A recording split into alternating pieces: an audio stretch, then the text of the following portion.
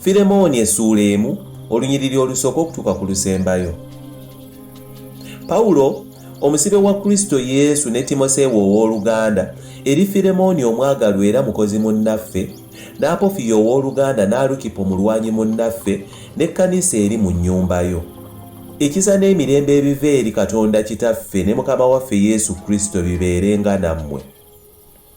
Neebaza Katonda wange bulijjo bwe nkujjukira mu kusaba kwange, kubanga mpulira okwagala kwo n'okukkiriza kw'olina eri Mukama waffe Yesu n'eri abatukuvu bonna, era nsaba nti okutegeeza abalala okukkiriza kukuleetera okumanya ebirungi bye tulina mu Kristo. Kubanga nfunye essanyu lingi n'okuwummuzibwa mu mutima ebiva mu kwagala kwo owooluganda, kubanga emyoyo gy'abatukuvu gizziddwa bujja ku lulwo. Kale newankubadde nga nnina obuvumu bwonna mu Kristo okukulagira okukola ekyo ekisaana, naye olw'okwagala nkwegayirira bwegayirizi, nze Pawulo omubaka era kaakano omusibe olwa Kristo Yesu, nkwegayirira olw'omwana wange Onesimo gwefuukidde kitaawe mu busibe bwange, ataakugasanga edda naye kaakano atugasa ffembi, gwe nange gwenkomyawo gy'oli, ye gwe mutima gwange gwe nkuweerezza.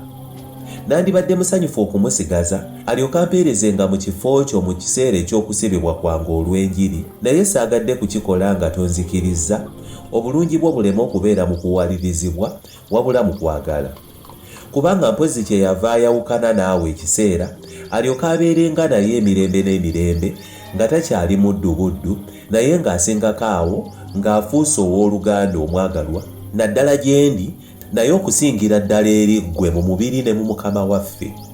Kale obanga ondowooza nze okubeera munno, musembeze nga bwe wandinsembezza. Naye obanga alina kye yakusobya, obanga omubanja ekintu kyonna, kibalire nze Pawulo mpandiise n'omukono gwange, nze ndisasula, sijja kukugamba nti nkubanja era naawe wekka. Kale owooluganda, onsanyuse mu Mukama waffe, owummuze omwoyo gwange mu Kristo. Nkuwandiikidde nga neesiga obuwulize bwo, nga mmanyi ng'ojja kukikola oba n'okusingawo.